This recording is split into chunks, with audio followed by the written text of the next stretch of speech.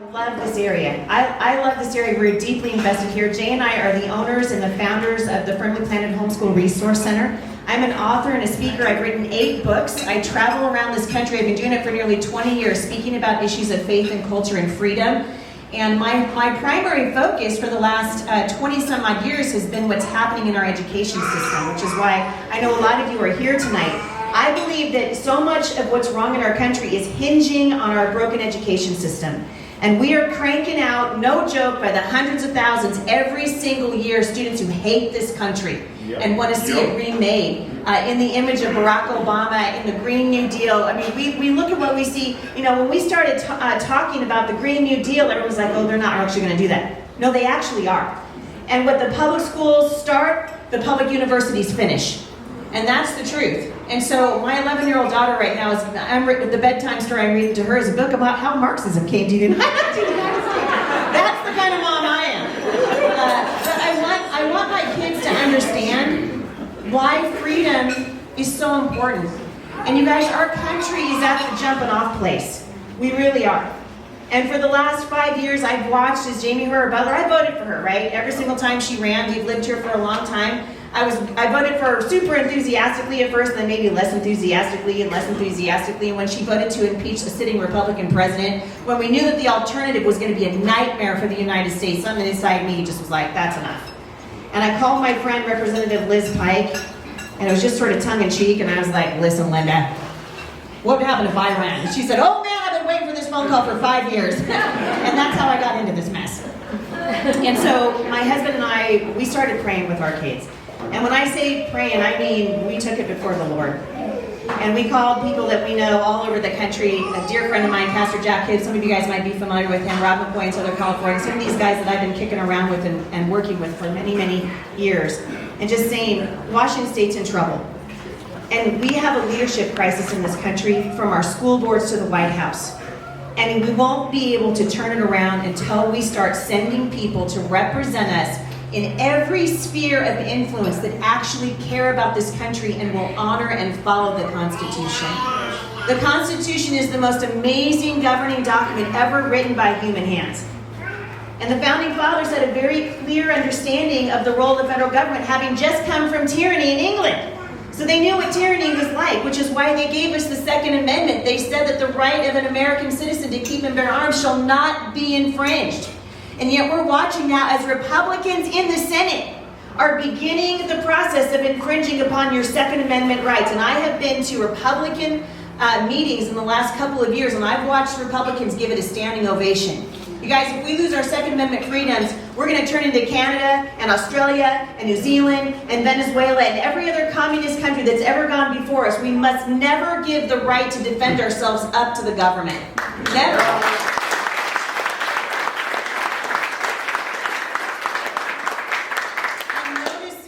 There are more and more people going to represent us in Washington, D.C. who don't have a basic understanding of the Constitution.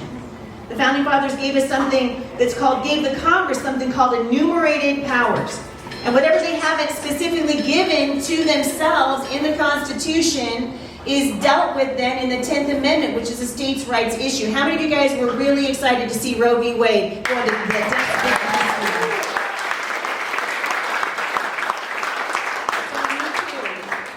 I've been on the front lines of the fight for life for nearly 27 years in this country. And it's amazing to see what's happened. But SCOTUS, and this is what we need to understand, SCOTUS did not reverse Roe because it had a moral problem with Roe. I have all kinds of moral issues with Roe, right? Believing that it's wrong to take the life of an innocent human being, particularly one in the womb. But SCOTUS didn't make that decision because it had a moral problem with ripping an unborn baby out of the womb of his mother and poisoning that child and dismembering it and all the other things that happen when an abortion takes place. They did it because they rightly recognized, for once, thank you Donald Trump for putting good justices on the Supreme Court, they rightly recognized that it was never the role of the federal government to start moving into the role of health care. And abortion goes beyond the scope of the federal government. And if you start looking at what's happening in Congress, both houses of Congress are guilty of this, the Senate and the House of Representatives. We have moved so far outside of our lane that we can't even recognize the country that the Founding Fathers gave us anymore. And so what SCOTUS did said, hey, this is not the job of the federal government, and they kicked it back to the states. And now the states will again begin to have a robust debate. I was interviewed on the television the other day, and someone asked me if I would be in favor of a federal ban on abortion. And I said no, and let me tell you why. For the same reason that the federal government should not be involved in saying yes to abortion, it should also not be involved in saying no to abortion. It's not the role of the federal government. If we want to ban on abortion, and I do, I would love to see that. I'd love to see abortion not only illegal, I'd love to see it unthinkable, just like slavery in this country. But it's going to have to come through a constitutional amendment. There's an amendment process, and if we begin to send men and women who want to follow the Constitution and will stand for life, you will see a constitutional amendment banning abortion, but we can never send it back to the courts. That's not where it belongs. We either follow the Constitution or we don't. We either believe in the rule of law or we don't. We either believe in limited government or we don't. And as conservatives, we should always be standing in defense of the Constitution and for limited government. We should want the federal government to be very, very small. Because when the federal government puts its hands in your business, you feel it. The founding fathers said that the role of the federal government was to fund the military. Next year, under the Biden administration, we will be under 50% funded in the military as when President Trump was in office. That means we're not ready. And unfortunately, we've got a military right now that's more interested in pronouns than it is in protecting the American people. It's a shameful time for the country. We've got to focus on what we are supposed to be doing. The federal government's role is to secure the borders. How are we doing? We've got an invasion happening right now at our southern border. And the federal government, that actually is their job. So when you hear people say, well, if that's not your job, invite me out, no, that actually is his job. So we need to start having conversations, and he's decided he doesn't want to interfere, right? This is actually the role of the federal government. The federal government is supposed to be securing our roads and our bridges. So if we decide we want to drive from Vancouver, Washington to Purcellville, Virginia, we can do it, right? They do that mostly for interstate commerce. Many of the things that you see the federal government talking about right now are none of their business. These are state rights issues. With Nancy Pelosi right now and Chuck Schumer and the dangerous Democrats who are dangerous for freedom, they're pushing something called HR 1. They're stalling it right now because they're going to wait to see what happens in the midterms, which it's going to be a bloodbath, believe me. So they're waiting to see. So HR 1 is a resolution drafted by the Democrats. It's called For the People. Anytime the Democrats name a resolution, you can be guaranteed that it's the opposite of whatever they name it. So they say it's for the people. It's not for the people. It's for the elected officials. And what HR 1 would do, it would federalize our elections. I'm here to tell you right now, if we federalize our elections in this country, we'll never have free and fair elections again. We've got to send people to Congress who understand the role of Congress. We can never allow them to get a national voter registry. You guys, we will lose control of our voting system. We already are struggling to maintain it, right? We already have fraud in our elections. Can you imagine what will happen if it goes away from the states and it's quarantined to Washington, D.C., one of the most corrupt cities on the face of the earth? It would be a nightmare. Watch what's happening. HR 5 is supposed to be the Equity Act that's coming out. And it's anything but equitable. It will absolutely ruin sports for girls and women. We are watching in this country right now, we are living in an incredible time in human history. And we are either going to speak the truth or we're not. I spoke at the Republican convention in Wenatchee just a few short weeks ago, and after listening to them talking behind closed doors and in breakout sessions about openly softening the language on abortion, openly softening the language on gender ideology, they want to do this because they think it'll be more palatable. My position is very simple. We need to stand out more, not blend in more. We need to start standing for truth boldly and without apology. And so instead of talking about myself for the 5 minutes they gave me at the national convention, I asked them, what is a Republican? What is a conservative? As a conservative, we stand for limited government. We believe in protecting human life from conception to natural birth. We stand in defense of the Second Amendment boldly and without apology. We believe that God created us male and female in His image. There are 2 genders.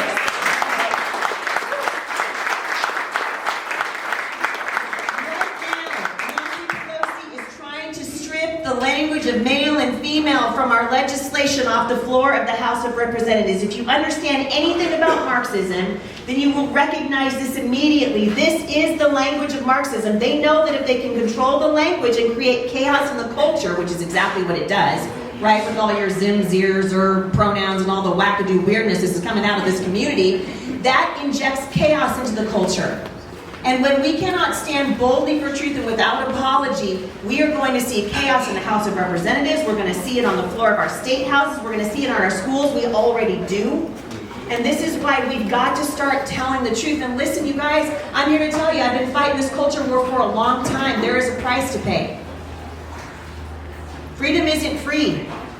You want to stand up for righteousness right now? It's going to cost you something. But the Founding Fathers knew that freedom was worth it. They said it would cost you your time, your treasure, and your sacred honor. Your sacred honor is your reputation. Your sacred honor is you saying, I'm going to do what's right regardless of the outcome. I'm going to stand for what's right. I'm going to stand in defense of children. I'm going to stand in defense of freedom. Come hell or high water. That's your sacred honor. And when Jay and I put our hat into the ring to run for Congress, we had no idea how dark it would get. And I'm here to tell you tonight, we literally stepped into the realm of the demonic. And I've said this many, many times in the last year and a half. So many of the reasons that we're suffering right now as a nation is because good people have decided to cede the territory to people who don't love this country. As a general rule, Republicans are just peaceful people. We want to go to work. We want to start businesses. Let's be honest, we're the ones who are doing that. We want to start businesses. We want to raise our children. We want to go to church on the weekends. And we'll vote, but then leave us alone. And I'm here to tell you right now, the time for that is over. Socialists don't sleep. And the attack on this country, someone was telling me the other day, we were talking about what was going to happen to our nation. And we've got huge issues abroad, right? There's no question that what's happening in Europe right now is a result of a feckless, weak leader in the White House here in the United States. But if the United States falls, it will not fall from without, it will fall from within. Abraham Lincoln rightly noted that. Our founding fathers said that they're giving us a republic if we can keep it. And the way to keep it is to stand in defense of it. That means that your job can no longer just be to vote. It means that you're going to have to do what we did in the 70s, my granddad and me. He took me campaigning, by the way, in the 80s for Ronald Reagan. It's one of my very first memories of my granddad, who was also a pastor. And he told me that the church should never be separated. He told me at the age of 12 that the separation of church and state was a misunderstood letter that was written by Thomas Jefferson to the Danbury Baptist Church. One of the biggest lies that we have believed in the country is the lie of the separation of church and state. And I ask people all the time, how's that working for us? Taking God out of our schools, refusing to pray, removing the 10 Commandments from the House of Representatives, thou shalt not kill, thou shalt not covet. We are injuring ourselves. And the schools are injuring our children, body, soul, mind, and spirit. I met a young mother several years ago when I was speaking in Indianapolis, long before I ever announced to run for Congress, which, by the way, I said I would never do. How many of you guys in this room are doing something you said you would never do? Is anybody doing that? My husband said to me the other day, he goes, why can't you just say we'll never be rich? Well, leave it at that. But we were traveling in Indianapolis, and I was speaking about the lie of transgenderism, and by the way, it is a lie. Men cannot be women, women cannot be men. We cannot change our DNA. And we're not helping by lying about it. It doesn't mean that we need to be unkind. I believe gender dysphoria is a real thing. We can talk about this all day long and why this injury is happening to our children, but we must tell the truth. And so I was speaking in front of, maybe 5,000 people. And I put up an image that was on the cover of Time magazine. And then I put up the medical definition for delusion that came out of the University of Pittsburgh. And these were psychiatrists who were coming up with the definition of delusion, which actually literally meets the criteria for transgenderism. And right about the middle of this, a woman stood up in the back of the room, and she came to the front of the room. And I mean, I've spoken in front of hundreds of thousands of people for years and years and years, and I've never had this happen. And for just a moment, I thought I was going to die. I'm not even kidding. This woman is coming up to me as fast as she possibly can. She's screaming at me with her fist in the air. She's in front of 5,000 people. It takes chutzpah to do that. And I'm up on a stage. It was the Indianapolis Fairgrounds. So it's a very, very tall stage, and her head maybe came to the edge of the stage. She got to the stage, and she said, give me your microphone. And I said, it's not your turn to talk. And she said, give me your microphone. And she said, I have something I have to say. And for about 30 seconds, it felt like 30 minutes, but for about 30 seconds, I was talking to this woman. I finally convinced her to sit down. And I said, let me talk to you in the green room when this is over.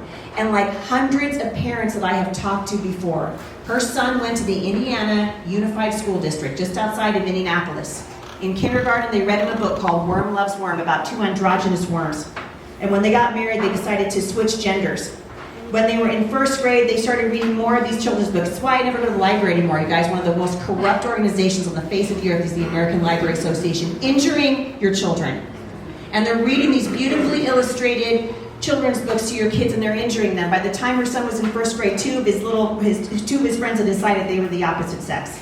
Now he's in third grade. 4 of his friends have decided that they're no longer the gender that they are. And it's not because this is what's happening to them physically or biologically. It's because of what is being taught to them, what they are hearing with their ears and seeing with their eyes, and because people of courage are not standing in defense of our children. And this woman stood in the back of the green room with me for an hour and a half, and she wept as she told me that she did not know what to do. These are the stories that I hear all across the United States, and I will tell you, Washington State is ground zero for the battle against our children. It absolutely is, and it will require every single one of you. You guys, these are tomorrow's leaders. They are. They're tomorrow's judges. They're tomorrow's police officers. They're tomorrow's doctors. These are the legislators of tomorrow. We need to care about what's happening to them. So when Jay and I decided to run for Congress, we knew that it was going to cost us, and it has cost us. In the last year and a half, I've sitting here and looked at Mike. I never look at him for very long because he always makes me cry. But in the last year and a half, our family has been slandered. I have been working for the people here, many of you who did not know me, for 20 years. 19 years ago, I flew to Washington, D.C. to meet with Maria Campbell to stand in defense of freedom. By the way, she's still there. She needs to go. She's still there. And when she saw me, she asked me what I was doing there. I said, hey, I'm just here to tell you that the people of Washington State are doing just fine without you. That's all. And she was like, really? Because every time someone comes here, they want money. You guys, with shekels come shackles. I didn't go asking for money because nothing's ever free. I went to stand for freedom. After that, I started going back and forth to Olympia. I was at the front of Referendum 90 trying to keep comprehensive sex education out of our schools. We needed 135,000 signatures to get that thing on the ballot. And then COVID hit. This unconstitutional, immoral, illegal lockdown that was perpetrated by people in our government who are supposed to stand for your freedom and did the absolute opposite. And in the middle of COVID, we needed to collect 135,000 signatures in order to protect our children. And so brave moms and dads all over Washington State joined me, and we not only collected 135,000 signatures in the middle of the worst lockdown that we've ever seen in this country, we collected 265,000 signatures to get that.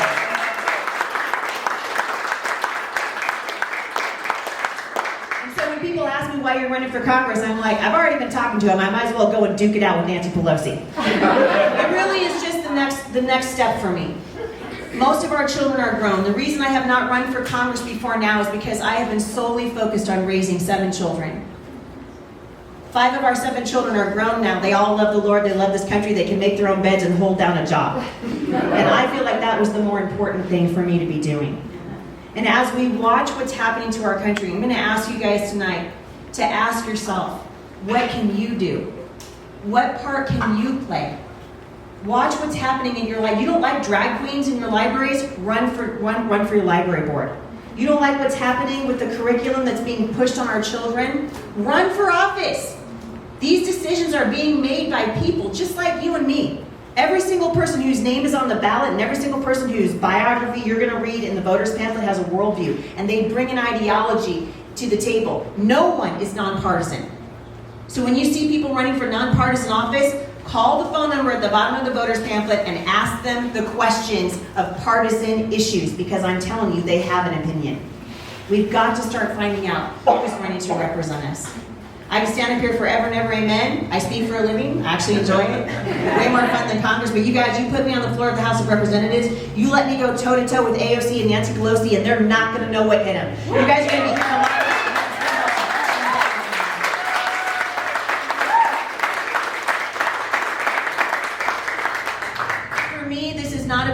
job. It's not about a platform. I have almost 1 million people that follow me online. It's probably worth saying that I run a podcast that airs 5 days a week called Off the Bench with Heidi St. John. I've been doing it for coming on a decade now. And in addition to writing books and speaking all over the country, I founded an organization for mothers called Mom Strong International because I'm sick and tired of watching the culture degrade the role of mothers. It is one of the most important things we will ever do is raise our children. So I don't need this job. I don't need the platform. I don't need the money. I really don't. But the fact of the matter is my past is here in Southwest Washington.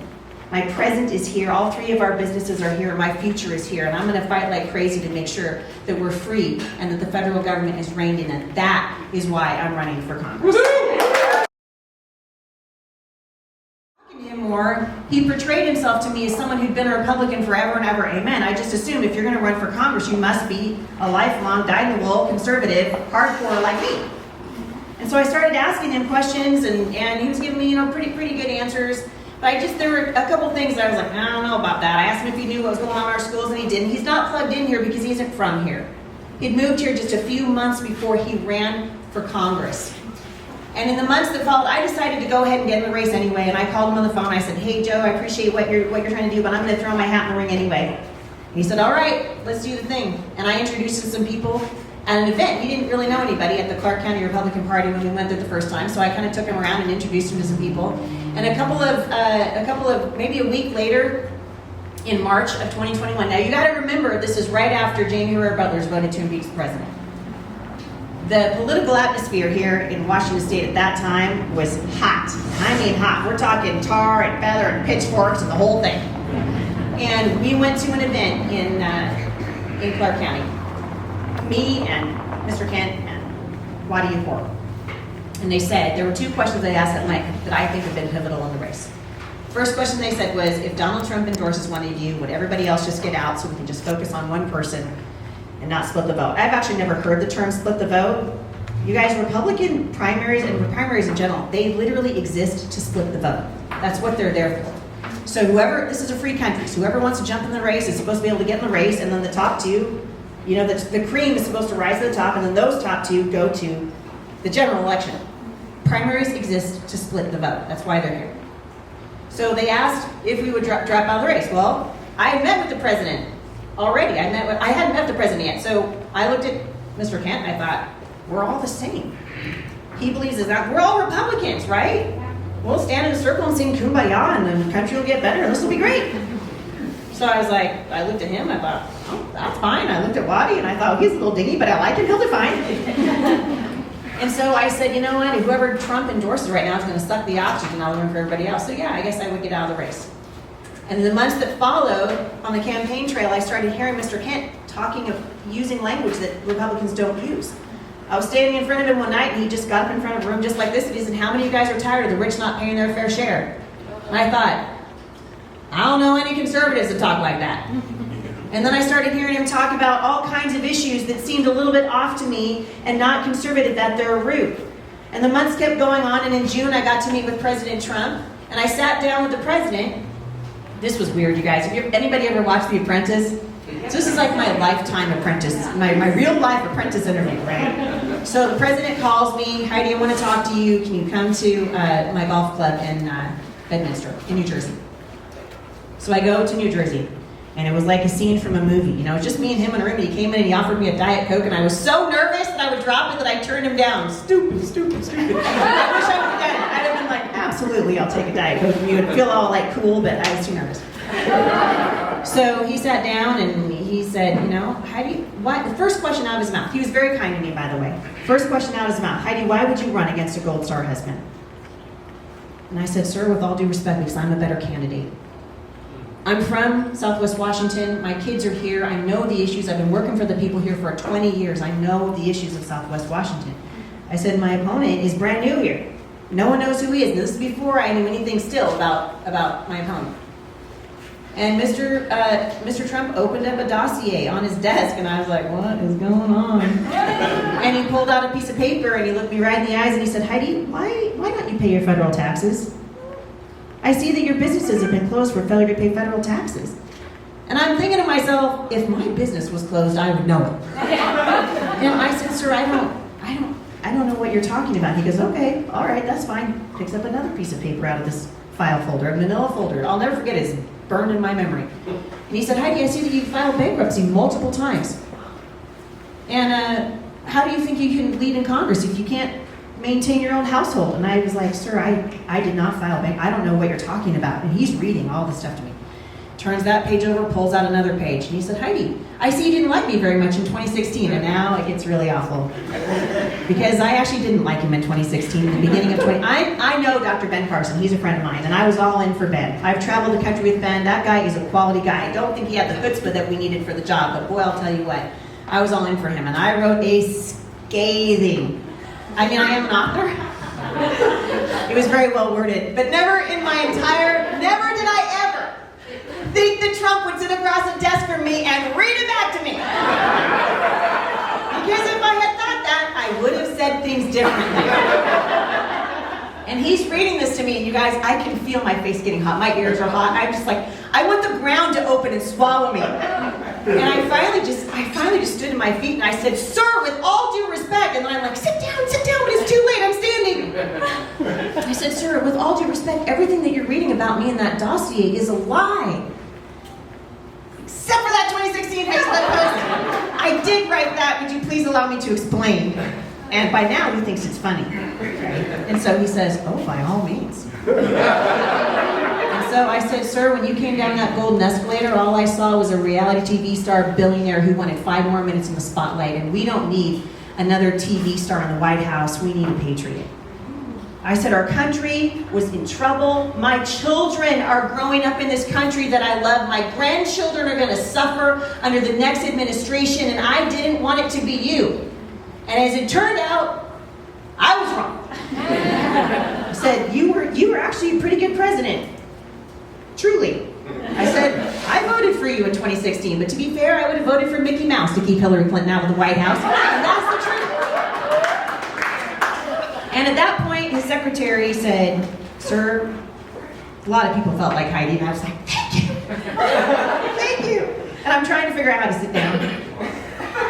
I can't remember actually how I figured that out, but eventually I did sit down. But here's the thing. I came to find out later that my opponent had sent that information to Mr. Trump. There is another Heidi St. John in Congressional District 3. She lived in Roy, Washington. She has since relocated, I'm sure, to Oklahoma. She did fail to pay her federal taxes. She did file bankruptcy. She was divorced. That poor woman did nothing to have somebody digging up her records. But that's what they did. Her birthday is actually very close to mine. She shares my middle name. It's very sad, actually. And her birthday is very close to mine. But that was my first real interaction with my opponent. And I thought to myself, this guy will govern exactly how he's campaigning. This is wrong. It's wrong. This is a guy who says he works for the CIA. He should know how to get somebody's information off the internet. He knew it wasn't me. And months later, I ran into his campaign director who came up to me and said, I just want to apologize. We knew that that was a lie when we sent it. But it was too late. The damage was already done. And so on September 1st, when Trump endorsed Joe Kent, by that time I discovered that he was, not only was he not from here, but he had been 10 years previous, right before he moved here, a Democrat from Portland, which started to like, okay, now things are making sense to me. And then he admitted to Oregon Public Broadcasting that he did indeed vote for Bernie Sanders in 2020 when he was outed for it because his voting records in Multnomah County were public. So then he came up with a story about Operation Chaos. And let me tell you, because someone's going to ask me about Operation Chaos. I don't care if it was Rush Limbaugh or Abraham Lincoln who came up with the idea of Operation Chaos, it's wrong. As conservatives, we should never be interested in ballot tampering. Not for any reason. And that's what it is. It's saying, I'm going to vote for this guy in order to make it look like this is going to happen so this guy has a better chance. No, we vote our conscience. That's why we vote. We should never be tampering with our ballots or trying to inject chaos into our election system. But when I realized that I was running against someone who wasn't a true conservative, I had a choice to make on that day. And I'll never forget it because I got a call from the Seattle Times. And I was just finishing a book. My book was due that day, a manuscript for a new book that comes out next year. You guys should buy it.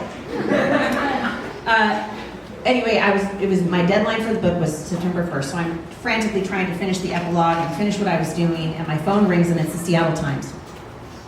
And they said, Heidi, what do you think about Trump's endorsement? And I don't know about it. And I said, I don't know about it. And they said, Mr. Trump has just endorsed Joe Kent. And within 10 minutes of that, the Kent campaign's campaign manager called me and demanded that I step down out of the race, demanded that I concede, demanded that I meet with Joe Kent, demanded that we get a picture and a photo op and the whole thing. And I had a choice to make. And Lisa DeAndrea, who's my campaign manager, which, by the way, you should wave, Lisa.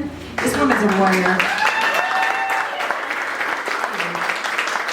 So Lisa came over to my house, and now I'm in tears because I realize I'm going to be crucified for this.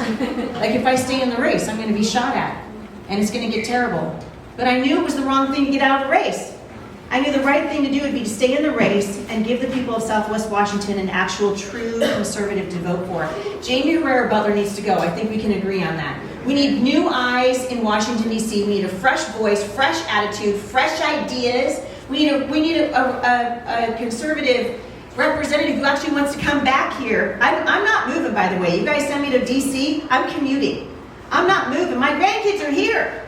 I'm coming home on the weekends, which, by the way, that was the idea of the Founding Fathers. That's why the Congress only meets Tuesday, Wednesday, and Thursday. So that people like me who live as far away as we do can hop on a plane and come home. That's why. And I want to come home. We need new representation, but we don't need that new representation to be a brand new so-called converted Republican who has no history of voting for conservative values. And so I decided to stay in the race, and I was called a liar. I've been branded a liar. How many of you guys have heard I'm a liar? Anybody heard that? So sweet to be among friends. Good. Listen, the definition of a lie is the willful intent to deceive. And when I said I would get out of the race, I honestly believed that Mr. Kent was a lifelong conservative like me. I was at an event with him not long after that when I heard him in front of lots and lots of people say, I'm a lifelong Republican, I've always voted Republican. That's an actual lie. And so I stayed in the race. That's why I stayed in the race. And Lisa told me at the moment, she was like, Heidi, she goes, this is your chance, man. You can get out. You don't have to actually keep doing this. That was in September of last year. And again, we went to prayer and we decided that we were supposed to stay in the race. And our family has paid a terrible price for it. But I think that freedom is worth defending. I think that this country is worth defending. I think that God loves the people. Call me crazy. I think that God loves the people of Southwest Washington. And they need good representation. And nothing will change if we continue to send people to Washington, D.C. I've heard forever, you guys know I'm a Christian. Right, so I grew up in church, and I've heard my whole life, I've had Ephesians 6 read to me, put on the whole armor of God that you might stand firm against the schemes of the devil, because we don't wrestle against a flesh and blood enemy, but against spiritual forces of evil in heavenly places. And we continue to send people to the highest positions of authority in this land when we know it's a spiritual weapon, a spiritual battle, who cannot wield a spiritual weapon. And then we expect a better result, but we're not going to get it. We're not going to get it. And so I stayed in the race for that reason. I love this country, and I spoke at my church yesterday. They asked me to talk about the race. And somebody asked me what I would do if I lost, and I'm going to tell you what I'm going to do if I lose. I'm going to continue doing the same thing I've been doing for the last 20 years. My identity is not wrapped up in a run for Congress. I know who I am. I'm a daughter of the King of Kings. I'm the wife of J. St. John. I'm the mother of 7 children and the grandmother of 4 children. And I'm going to continue. I'm not going to die from this. I might want to kill somebody, but I'm not going to die. And so I don't want anyone to worry about me. I'm a fighter, and I think it's time to send fighters of principle again to Washington, D.C. So that's all. Is an obstructionist. So when you hear people talk about impeaching Joe Biden, you need to think about it in terms of a strategy. It's a strategy of obstruction. It's to basically do to him what he did to Trump, to keep him from passing a radical agenda. So if we can take back the House, and I believe that we will, I actually think we're going to take it by storm. To me, the first agenda needs to be to stop Biden's Marxist takeover of this country. It means to start putting rules and regulations in place that come from the Congress that say, hey, if you want us to do this, you're going to have to do this. We've got to open up the Keystone Pipeline. Americans right now, we are standing on enough oil to make us energy independent. But what you see coming from the Democrats is they actually hate energy independence because they hate freedom, and that's the truth. They want us dependent on foreign countries for oil. We never should be dependent on anyone for oil ever again. And Trump proved that we didn't have to be, right? And so to me, it's stopping his agenda. It's I would love to see an audit of all the federal agencies. So while we're twiddling our thumbs waiting for Biden to be done,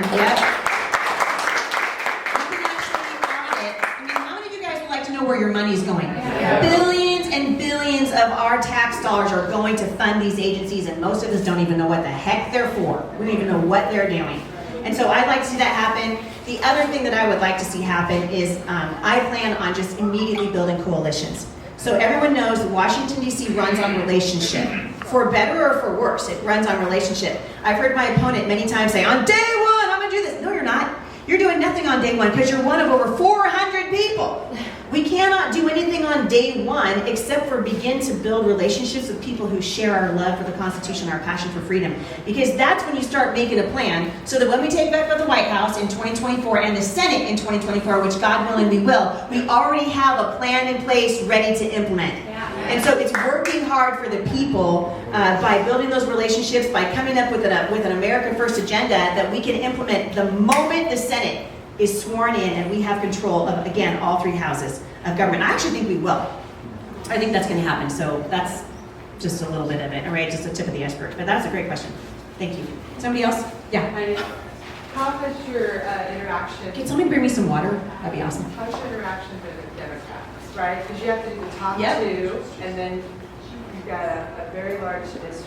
Yes. So what are you hearing as far as... Because I just read an interview about the Democrat opponent. Marie. Yeah. So I'm Yeah. just wondering how that's gone for you. You know what, I actually think, so the Democrats have injured themselves terribly. Well, actually, the Biden administration has injured the Democrats, because even the Democrats are bothered. I have met several people who have told me they were lifelong Democrats who have Ida St. John signs in their yard right now, because they're sick and tired to see their freedom being taken away. So if you love freedom, even the Democrats are like, what the heck is going on, right? So I think we start talking about, there has to be, we were just talking about this a few minutes ago. Thank you, darling. There has to be a starting point. So you got to sit down in a room. This is how you build businesses. This is how Jay and I, 25 years ago, we started a nonprofit organization. And some of the people in that organization, we shared different points of view. You sit down, you start, what do we have in common? Is there anything in common? Not very many things, right? Is there anything in common? We've got to start there. We've got to be having conversations with each other. They're going to be nuanced conversations. Some of them are going to be hard conversations. But what I believe is the conversations need to happen. We're so polarized as a country right now. I mean, to me, we should agree we want our elections to be free and fair. We should be able to agree on that. We should be able to agree that we don't want our nation invaded at our southern border. We should be able to agree on that. In lieu of being able to come up with any sort of talking points that we can agree on, we're going to have to go separate directions. That's what they've been doing forever. But I actually think that we can sit around the table. This is what needs to happen right here, right? We're so polarized in this country that we're literally tearing our own country apart.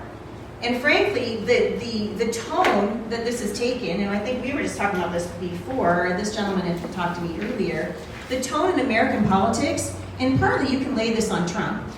In the last, 6 years or so, Lion Ted Cruz, we brought the discourse in this country down to the basement.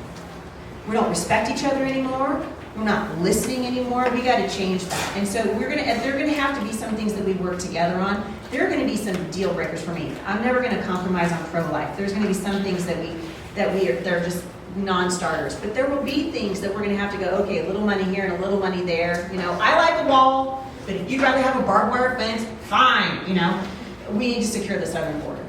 So be able to have those conversations. The same thing needs to happen at our state houses here. But I think a Roe v. Wade, the reversal of that is really good. SCOTUS kicking it back to the states. And now we will begin again to have a robust debate. Our ideas are good, and I think we're going to win the argument in the end. But you got to be willing to sit down at the table and clearly articulate what your position is. And that's something that the Lord has gifted me in doing, is speaking. And He's given me the ability to stand up in front of people and move the needle. For some reason, this is where the Lord has helped me, and He's been this way for years and years. And I want to take that skill to Washington, D.C. and begin to form relationships. It has to start there. And so we can talk about things that are non-negotiable, but I also think there have to be starting places also where we're never going to see anything change. That was a good question. That was thoughtful. Thank you. Yeah. Anybody else? Yes. Well, I don't know how to ask the question, but I'm curious about the teachers' unions and how we help the situation in our schools. Yeah. And are vouchers a start? And is that a possibility in Southwest Washington? And Yeah. what do you think? So that will be an issue for the states, right? So the federal government gives very little money, and I'd actually like to see the federal government out of it completely. But I am a huge proponent of school choice. Yeah. right? So the schools don't speak English, they speak money. And if you find out that your child in the battleground school district is being taught there's 400 genders and they can be a narwhal whale by Friday if they wanted to be, you should be able to go to a different school and the money should follow the child. And I guarantee you the schools will start to listen when the students start migrating out of those schools. Unfortunately, Washington State Comprehensive Sex Education is the law. As hard as we worked on referendum 90, we lost that fight this last November. So that's the law. Critical race theory is also the law here in Washington State. So we have huge issues that are going to have to be fought at the state level. I think there's a caveat to the school choice discussion. I am not in favor of homeschooling families taking any money from the government, and let me tell you why. Just like I said before, with shekels come shackles. And I do not want the government anywhere near homeschooling. And I have worked very, very hard to keep it free from government regulation, and the results are speaking very loudly. Homeschool parents, these kids, by and large, are blowing their public school counterparts out of the water academically. And a large part of that is they're not worried about the regulation from the federal government or from their state governments. And so I will always advocate for that, but I'll do it from a position of limited government. I don't think the federal government, this is why I want to abolish the Department of Education. I don't think the federal government has a role to play. So I would use my voice and my influence to articulate an argument for why I think it's time for school choice and why our students need to have greater options and the schools need to have more accountability. The National Educators Association, which you rightly pointed out, the teachers union is one of the most corrupt unions in the entire nation. Absolutely corrupt, from stem to stern. If you're watching some of the resolutions that they just put on the floor, I think this one died before it ever got a chance to be voted on. But again, they want to strip the language of male and female. I believe I heard, and someone here can correct me if I'm wrong, but I believe that I heard that one of the schools, and it might be in the Richfield School District, actually put a litter box in the bathroom of the schools for students who are identifying as cats. I mean, it's a true story. I'm pretty sure this is a true story. It is. So you guys, this is what I mean. This is what I keep telling people. Take your children out of these schools. So I'm all about solutions. About 5.5, 6 years ago, it's been a long time, I can't remember. Do you guys remember when Barack Obama issued his bathroom edict from on high? Do you guys remember that? 2016. Yeah. And he said that bathrooms are open to whatever gender, for whatever reason, for whatever time. And Jay and I were in Chattanooga, Tennessee at the time because I was speaking for a convention there. I remember just looking across the dinner table at Jay and saying, we got to do something. We got to do more. We've already planted over 60 homeschool cooperatives around the United States. We planted, I think, 3 of them in Canada and 2 at Ramstein Air Base in Germany. But we knew we needed to do more, and so we began to pray about it. And it's a long story, but Dave Medor, who's a dear friend of mine and Jay's, donated a building to us. And we opened up the Homeschool Resource Center there. And it's really become like a Noah's Ark. It's very inexpensive to send children there for classes. Everything is done a la carte. The parents, here's a newsflashy idea, are in charge of their kids' education, right? And it's actually working. We have 1,600 kids. We are at capacity there right now. And so that's when it's kind of an example of solutions. So just bringing ideas. I think the parents are ready for solutions. They recognize it's not working. They're frustrated because they can't move their kid from one school to the next. We've got to learn where the pressure points are. The first pressure point is the pocketbook. So we start advocating for school choice, and I'm telling you what, their knees are going to knock. Because if they lose their funding, that's why, each kid in the district here, well, it changes from school district to school, is roughly worth about $17,000 to $20,000 to the district. So if you think all these parents start pulling their kids out of the schools, what do you think the school administrator is going to do? Right? So for every 5 kids that goes out of school, they're like, oh, that's a lot of money, right? And they might start actually listening to the parents. And I think that's the only way you hit them. You got to hit them where it hurts, and the pocketbook is where you start. Good question. Somebody else? Yeah. What's your thought on term limitations? I'm a fan of term limits. So I think you need to have, if we had term limits, let's be honest, we wouldn't have Nancy Pelosi in there right now. Maria Cantwell would be gone. Patty Murray would be doing something else, so I'm a fan. But you got to have nuanced conversations about it. So if you say, well, it's a term limit, you can only serve for 2 terms, that's kind of dumb because the first term, you're working on relationships, you're trying to find your footing, you're trying to establish those coalitions, right? And so I think, for me, I'm thinking probably 8 years is that's a pretty decent stretch, right? And so if I knew as a legislator, if you guys if I got there and you liked me, you kept sending me back, and if I knew 8 years is as long as I can serve, then by year 6, guess what I'm going to be doing? I'm going to be looking for my replacement. And I want to be trying to pass the baton on to somebody who I know is going to share my values and do the same hard work for Southwest Washington that I've been doing. And so I'm a fan of term limits for that reason. But I just think we have to have a nuanced conversation. Obviously, the Senate is a little bit different animal. Interesting to note that in the Constitution, our founding fathers created the House of Representatives unique in our government. The reason we have elections every 2 years, which is a nightmare, but the reason that we do that is because that body was the body that was supposed to be the closest to the people, so that you would have a greater say in a seat from the position of the federal government, so that if something happened that you didn't like, in a year and a half you could vote that bad boy out and try again. But unfortunately, these people that run in there, they're in there over and over. We have a lazy electorate. We do. And we can talk about voter fraud all day long. I remember Dino Rossi, right? Voter fraud in Washington State is nothing new. You know what is new? 36% voter turnout. That's what we had in our last election. 36%. You guys, I mean, I didn't come from Common Core math, but I know 36% is failing. 36%. We can't win anything at 36%. So tonight, I'm going to deputize you guys. You got to get out there, talk to your neighbors. Did you guys get your ballots? This is really important. If we could turn out in Southwest Washington at 50%, we would win. We would win everything. They would not know what to do. You know how Donald Trump won in 2016? People got mad enough to turn out, and they overwhelmed the system. That's how you change the country. You overwhelm the system, and it's going to take every single one of you to do the thing that we know. We were told, right? What are the 2 things that they said you never talk about in polite society? Religion and politics, right? At Thanksgiving dinner, don't talk about religion and politics, except for Thanksgiving exists only because of religion and politics. So where does it even exist? We got to start talking again, just like you guys are doing tonight, about religion and politics. That's how we turn it around. That was a great question. Somebody else? Yeah. Over here. Right here, right next to me, of course. You mentioned 2 places, or gave 2 examples of where the federal government should stay the hell out of states' actions. Yeah. Roe v. Wade is one. We see that going back to the states now. Department of Education. What would be your next target?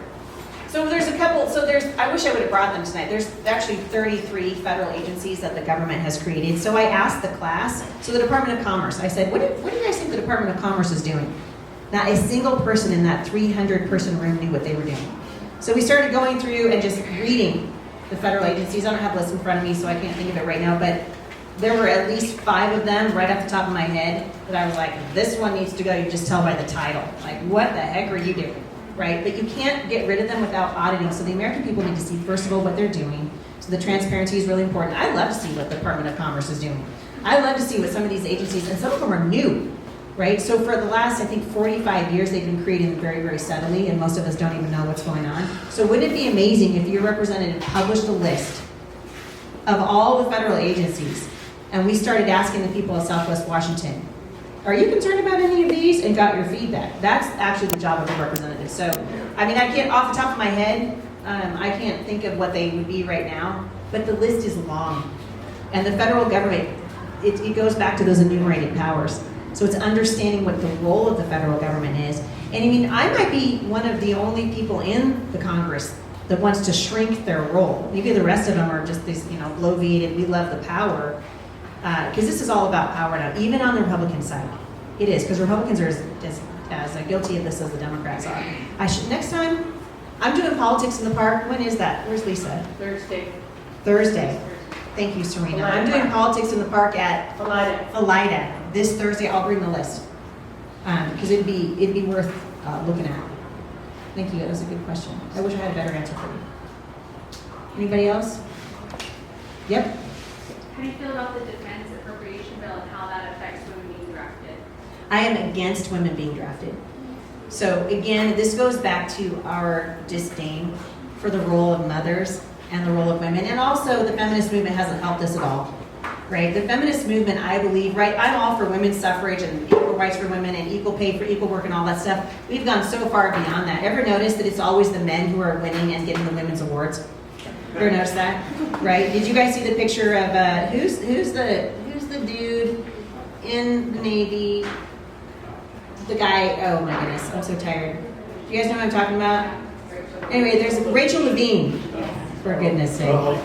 Yeah, I mean, that's another example. And again, it goes back to telling the truth. If you talk to, my brother-in-law was a major in the U.S. Army. And in fact, I just had him on my show and we were talking a little bit about the draft and why it's so dangerous. And he was a tank commander. And he was like, I'm not trying to hurt anybody's feelings, but I didn't want a woman in that tank. He said, a lot of things going on in the tank, we don't want the women there for, okay? He said, but you can't say it anymore because then you're a bigot. You can't be honest anymore. I think it comes down to having honest conversations. I think you can make a pretty powerful case. I mean, for goodness sake, you guys go crabbing and they don't let you take the females. They don't. I did that and I got a ticket. I didn't know. I couldn't understand why the guy next to me wasn't catching anything. I'm like, you're dumb, look at all mine. And then I got in trouble. Anyway, my husband was like, I told you that was too easy. I was like, they're everywhere. My kids are just picking them up. That happened in Seaside, so don't hold it against me. But anyway, I'm against that. And again, I think you see this radical feminism, you know, and it's an ugly movement. I don't recognize, like the Women's March embarrasses me as a woman. You know, as a woman who's been married for 33 years, I might be the most thankful woman on the planet for good men, but I am thankful for my husband. I'm thankful that he's different than me. I don't need to be like he is. Viva la difference, you know? So this is another attempt to sort of mush us together and say we're the same. We're not the same, right? Biologically, we're not the same. Emotionally, we're not the same. And Jay's like, hey to that, right? We're not the same. And to me, this is part of the conflation of the sexes again. If you want to be in the military as a woman, fine. But the draft, to me, is ridiculous.